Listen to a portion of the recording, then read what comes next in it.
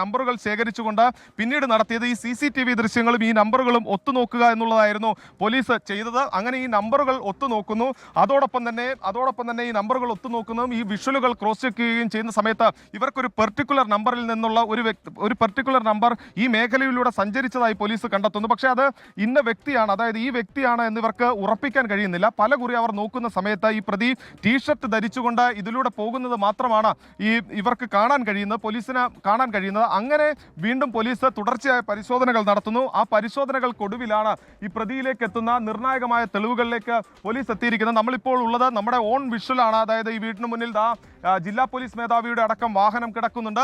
ആ വാഹനത്തിന്റെ ദൃശ്യങ്ങളാണ് കാണുന്നത്. ജില്ലാ പോലീസ് മേധാവിയുടെ നേതൃത്വത്തിലാണ് ഈ പ്രതിയെ ചോദ്യം ചെയ്തുകൊണ്ടിരിക്കുന്നത്. അക്ഷരാർത്ഥത്തിൽ ഈ വീട് എന്ന് പറയുന്ന ഒരു ആഡംബര വീട് തന്നെയാണ്. ഈ വീടിനുള്ളിൽ നിന്നുള്ള ദൃശ്യങ്ങളടക്കം നമുക്ക് കാണാം. ഹാഷ്മി, ഇതിലേക്ക് നയിച്ചത് തീർത്തും ദൂർത്ത് തന്നെ എന്ന് നമുക്ക് പറയാൻ കഴിയും.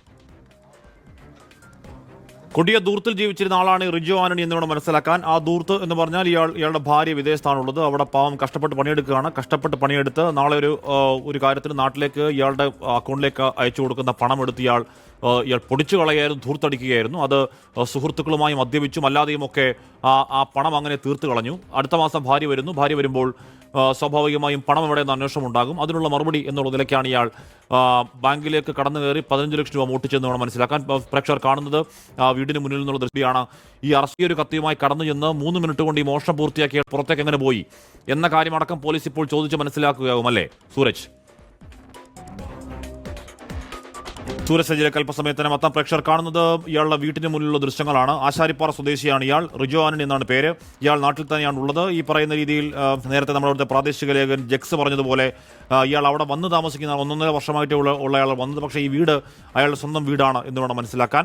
അപ്പോൾ 2 മക്കളൊക്കെ ഉണ്ടെന്ന് പറയുന്നു. അതുങ്ങളുടെ കാര്യം ആലോചിക്കുമ്പോൾ കഷ്ടം. സൂരജ് സജി തുടരുന്നു. സൂരജ്, ഇയാൾക്ക് 2 മക്കളുണ്ടെന്നാണ് നേരത്തെ ജെക്സ് പറഞ്ഞത്.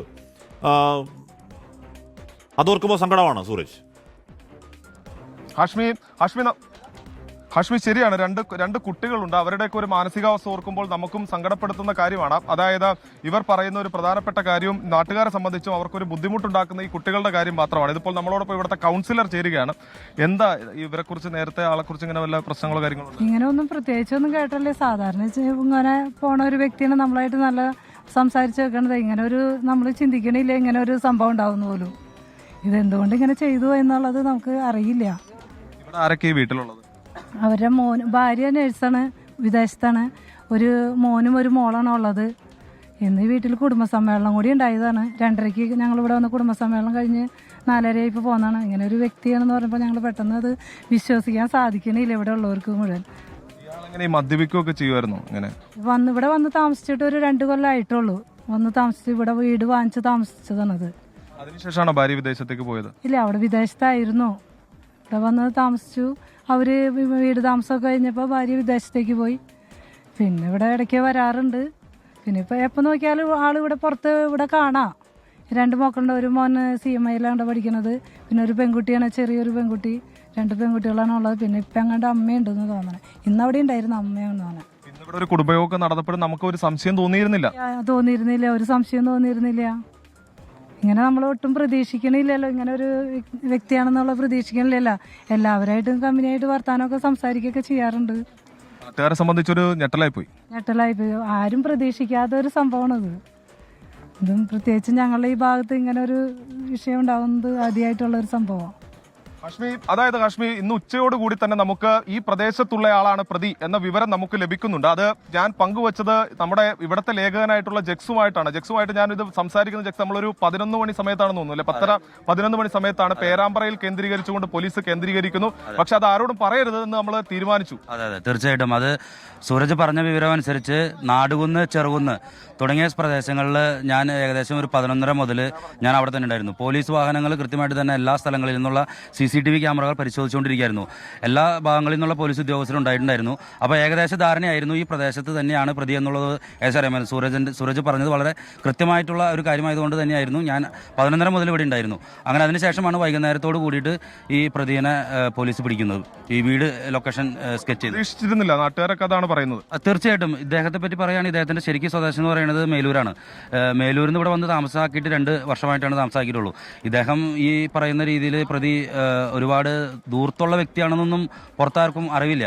ഇവിടെ സ്കൂളിൽ പിള്ളേർ വിട്ട് കഴിഞ്ഞിട്ടുണ്ടെങ്കിൽ പിന്നെ വീട്ടിൽ തന്നെയാണ് ഈ റിജോ എന്ന് പറയുന്ന വ്യക്തി ഉണ്ടായിരിക്കുന്നത്. പിന്നെ ഞാൻ മനസ്സിലാക്കുന്നിടത്തോളം ഇദ്ദേഹത്തിൻ്റെ പിതാവ് ഒരു ഗവൺമെൻറ് ഉദ്യോഗസ്ഥനാണ്, ഒരു വില്ലേജ് ഓഫീസറാണ് എന്നോ മറ്റോ ഞാൻ മനസ്സിലാക്കുന്നു. എന്തായിരുന്നാലും ഇവിടെ വന്ന് താമസാക്കിയിട്ട് 2 കൊല്ലത്തോളമാണ് ഇവിടെ താമസാക്കിയിട്ടുള്ളൂ. ഇവിടുത്തെ ഉള്ള ആളുകൾക്കും 2 മാസത്തെ കാര്യം മാത്രം, 2 വർഷത്തെ സംഗതി മാത്രമാണ് അറിയാം. ഹാഷ്മിദ പ്രതിയെ പുറത്തേക്കിറക്കാനുള്ള നടപടികൾ പോലീസ് സ്വീകരിക്കുകയാണ്. അതിന്റെ ദൃശ്യങ്ങളാണ് കാണുന്നത്. ഇപ്പോൾ പ്രതിയെ ഏതാനും നിമിഷങ്ങൾക്കകം പുറത്തേക്കിറക്കിയേക്കും എന്നുള്ളതാണ് നമുക്ക് ലഭിക്കുന്ന വിവരം. ഇപ്പോൾ ദൃശ്യങ്ങളിൽ കാണാം ഈ പ്രതിയെ പുറത്തേക്കിറക്കാൻ പുറത്തേക്കിറക്കാണെന്ന് തോന്നുന്നു. അതെ, എന്ന് പറഞ്ഞാൽ അവിടെ ചോദ്യം ചെയ്യൽ ഏതാണ്ട് ആദ്യഘട്ടം പൂർത്തിയായെന്ന് തോന്നുന്നു. പ്രതി റിജോ ആന്റണി, ആശാരിപ്പാറക്കാരൻ പ്രതി റിജോ ആന്റണി ഇപ്പോൾ പുറത്തേക്ക് ഇറക്കുകയാണ്. ഇപ്പോൾ മനസ്സിലാക്കാൻ കഴിയുന്നത് ഇയാൾ വലിയ ഒരു ധൂർത്തന്റെ ജീവിതം നയിച്ചു. അങ്ങനെ ഭാര്യ വിദേശത്ത് നിന്ന് കഷ്ടപ്പെട്ട് ജോലിയെടുത്ത് അയച്ചു കൊടുത്ത പണം മൊത്തം അയാൾ ധൂർത്തടിച്ച് തീർത്തു.